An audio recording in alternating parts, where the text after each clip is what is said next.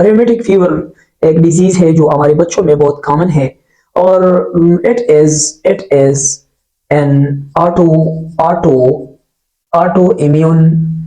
Inflammatory acute inflammatory disease. یہ auto immune disease ہے جو بچوں میں جو ہے commonly it occur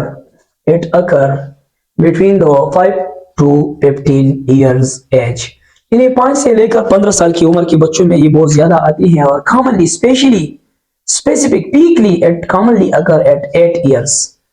8 سال کی عمر میں یہ بہت زیادہ آتی ہے، یاد رکھنا یہ 5 سال سے کم عمر بچوں میں نہیں آ سکتی، 5 سال سے یعنی 5 ایئر سے کم بچوں میں بھی نہیں ہو سکتی، اور above 30 ایئرز ایج میں بھی یہ بیماری نہیں آتی۔ آٹو امیون ڈیزیز کا کیا مطلب ہے کہ انسان کی ہیومن باڈی میں اپنا ایک بیکٹیریا ہے جس کو ہم کہتے ہیں بیٹا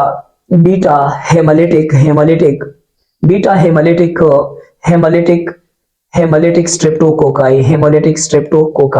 یہ ایک بیکٹیریا ہے سٹریپٹوکوکائی، یہ ایک بیکٹیریا ہے جو ہماری باڈی میں موجود ہے اور ہمارے لیے اینٹی باڈیز پیدا کرتی ہیں۔ تو کبھی کبھی اس طرح ہوتا ہے کہ بیٹا ہیمالیٹک جو اینٹی باڈیز پروڈیوس کرتی ہیں ہمارے ڈیفینس کے لیے، یہ جو اینٹی باڈیز پروڈیوس کرتی ہیں یہ ریئیکٹ کرتی ہیں ہماری ٹیشوز اینٹی باڈیز سے ریئیکشن کرتی ہیں، اور نتیجے میں کیا ہوتا ہے، نتیجے میں جو ہے کچھ علامات جو ہے بچوں میں اور پیشنٹس میں پیدا ہوتی ہیں۔ تو یہ ریومیٹک فیور جو ہے اگین میں کہتا ہوں کہ اس میں ایک بڑا وجوہات جو ہے اس میں جینیٹک یہ کامن جو ہے آتی ہے، جینیٹکلی یہ بچوں میں منتقل ہوتی ہے، ماں باپ یعنی موروثی بیماری ہے، اور یہ انسان کے جسم میں جو ہے اپنے ایک قوت مدافعت میں یعنی اینٹی باڈیز کی وجہ سے پیدا ہوتی ہے، تو اس لیے اس کو آٹو امیون ڈیزیز بھی کہتے ہیں۔ ایک بچے سے دوسرے بچے کو یہ منتقل نہیں ہوتی، بلکہ ایک ماں یا ایک نانی کے یا اپنے والدین میں جب یہ ریومیٹک فیور موجود ہو تو اس کے بچوں میں یہ منتقل ہوتی ہیں، اور اس لیے اس کو جینیٹک ڈیزیز بھی کہتے ہیں۔ اس کے ساتھ ہی بیٹا ہیمالیٹک سٹریپٹوکوکائی میں جب ایک بچے کو اس سے اینٹی باڈیز جو ہے دونوں ریئیکشن کرتی ہے، یعنی اینٹی باڈیز جو سٹریپٹوکوکائی پیدا کرتی ہے اور دوسری طرف ٹیشوز اینٹی باڈیز کے درمیان جب ریئیکشن ہوتی ہے تو نتیجے میں کچھ علامات جو ہے ڈیولپ ہوتی ہیں، اور اس علامات کو ایک سائنٹسٹ نے جس کو ہم کہتے ہیں ڈکٹ جان کرائٹیریا، ہم اس کو کہتے ہیں کرائٹیریا، ڈکٹ جان کرائٹیریا جو ہے یہ ایک اس کو ہم سمپلی کہتے ہیں ڈی جونز کرائٹیریا۔ یہ ایک فزیشین تھا جس نے اس کے لیے ایک کرائٹیریا رکھا، اور اس کرائٹیریا یہ کس چیز کی بنیاد پر رکھ دیا، تو اس نے 2 قسم کی کرائٹیریا رکھ دی تھی۔ ایک کو اس نے کہا کہ میجر ڈی جان کرائٹیریا، اس کو ایک کہہ دیا، اور دوسری طرف جو ہے سائنس سمپٹم اس میں ہوتی ہیں مائنر ڈی جانز کرائٹیریا، اس کو کہہ دیا ڈی جان کرائٹیریا، یعنی یہ علامات تھی۔ اور ڈی جان ایک فزیشین تھا، اس نے جو ہے ریومیٹالوجسٹ تھا، اور اس نے یہ کرائٹیریا رکھا کہ ایک بچے میں اگر یہ بیماری ہے تو اس میں اگر ایک بڑا علامت ایک میجر سائن اور 3 یا 2 جو ہے مائنر سائن موجود ہوں تو پھر اس بچے کو ہم ڈائریکٹلی ڈائگنوز کر سکتے ہیں کس چیز پہ، ریومیٹک فیور ہم اس کو کہتے ہیں، جوڑوں کی بخار اس کو ہم کہتے ہیں،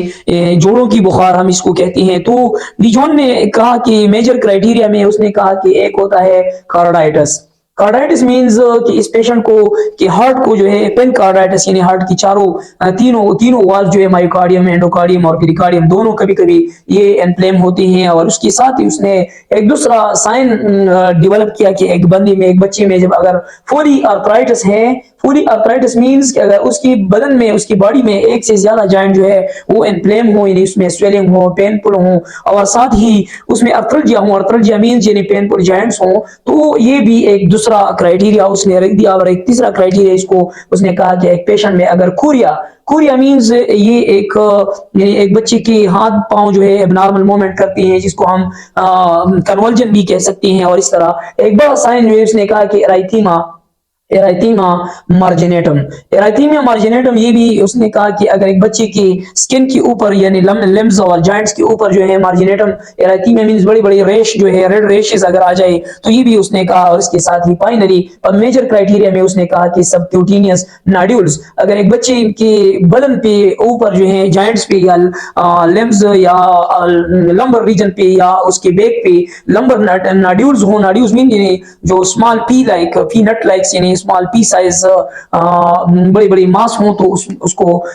मेजर क्राइटेरिया में उसने ये डिवाइड किया। और उसके साथ ही उसने स्मॉल में कहा कि इसके बंदे को किस बच्चे को फीवर होगा, सोर थ्रोट होगा। सोर थ्रोट का मतलब ये इसका उसको फेरेंजाइटिस होगा या लेरेंजाइटिस ये इसके साथ होगा, या इसके साथ ही इस बच्चे में अर्थल्जिया हो, जॉइंट्स पेन हो, ये माइनर सा क्राइटेरिया उसने कहा। या उसने कहा कि भाई इस एक बच्चे में अगर फीवर के साथ साथ अगर उसके प्रीवियस यानी प्रीवियस मीन इसको पहले जो है पिछली दफा रेमेटिक फीवर आया था तो उसी सूरत में भी, और इसके साथ ही उसके अगर सीआरपी या जो है इसकी ईएसआर ये दोनों में से एक जो है अगर ज्यादा हो तो उसने ये माइनर क्राइटेरिया और ये लार्जर क्राइटेरिया मेजर क्राइटेरिया। तो डिजान ने ये कहा कि अगर एक बच्चा जो है आपके साथ क्लिनिक आपके पास क्लिनिक में आ जाए या आपके हॉस्पिटल में आ जाए, तो अगर आप इसमें इस बच्चे में आप हिस्ट्री लेती हैं और इसके बाद आप डायग्नोसिस करती हैं और उसमें एक कार्डाइटिस की अलामत हो या पॉली अर्थराइटिस की अलामत हो या खोया हो और दूसरी तरफ इसमें 2-3 साइन मौजूद हो, तो उसको आप डायरेक्टली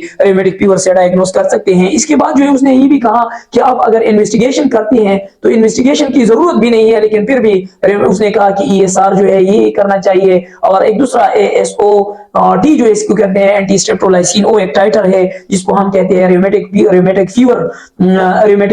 फीवर जो के लिए ये एक टेस्ट है एएसओ के नाम से ये करते हैं। और साथ ही सीपीआर सीआरपी जो है ये रेमेटिक डिजान ने कहा कि ये भी हम इन्वेस्टिगेशन में कर सकते हैं। अगर इसमें कोई इन्वेस्टिगेशन में आ गया कि ये रेज आ गया या ये रिएक्टिव आ गया तो फिर जो है हम इसके ट्रीटमेंट जो है किस तरह करते हैं। इसकी ट्रीटमेंट रेमेटिक फीवर की ट्रीटमेंट जो है डिजान ने कहा कि ये जनरल जो ट्रीटमेंट हम इसका कहते हैं कि जनरल ट्रीटमेंट, डिजान ने जनरल ट्रीटमेंट के बारे में ये कह दिया कि कंप्लीट बेड रेस्ट जो है इस बच्चे को कंप्लीट बेड रेस्ट यानी इसको आराम की सख्त जरूरत है। उसी वक्त आराम देना चाहिए जब उसके टेम्परेचर नॉर्मल ना हो, उसकी जो हार्ट रेट जो है ये नॉर्मल ना हो और उसके रिस्पायरेटरी रेट जो है ये नॉर्मल ना हो जाए तो उसी वक्त इसको रेस्ट देना चाहिए। या इसकी ईएसआर जो है लेवल या सीआरपी लेवल जो है ये वापस अपनी नॉर्मल हालत तक नहीं आए हों तो उसी वक्त इस बच्चे को कंप्लीट बेड रेस्ट पे रखना चाहिए। और उसके साथ ये ट्रीटमेंट में लेके कि सेलिसाइलेट जो है सेलिसाइलेट जिसको आप कहते हैं एस्पिरिन टेबलेट या डिस्पिरिन जो है इसने कहा कि ये बेहतरीन ड्रग है और ये 1 टेबलेट जो है डीले ये देना चाहिए और बॉडी वेट के मुताबिक इस एक बच्चे को देना चाहिए। बॉडी वेट मींस 100 मिलीग्राम जो है 100 मिलीग्राम पर केजी बॉडी वेट जो है पर केजी बॉडी वेट एक बच्चे को ये गोली जो है देना चाहिए डीले कम से कम 3-4 वीक्स तक ये देना चाहिए। और इसके साथ ही डिजान ने ये भी कह दिया या ये इसकी ट्रीटमेंट में ये भी कह दिया कि इसको एंटीपायरेटिक जो है फीवर के लिए हम देते हैं। इसके साथ ही एनाल्जेसिक हम देते हैं इसलिए कि उसकी पेन के लिए आर्थ्राल्जिया या जॉइंट्स पेन के लिए ये देना चाहिए लाजमी है। और इसके साथ ही फाइनली इसकी प्रिवेंशन हम किस तरह करते हैं, इसके प्रिवेंशन के लिए हम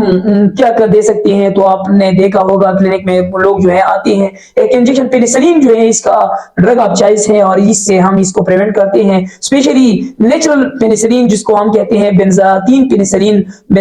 पेनिसिलिन जो है इसका बेनाडेवर या लापेन जो है इसका ये जो है हम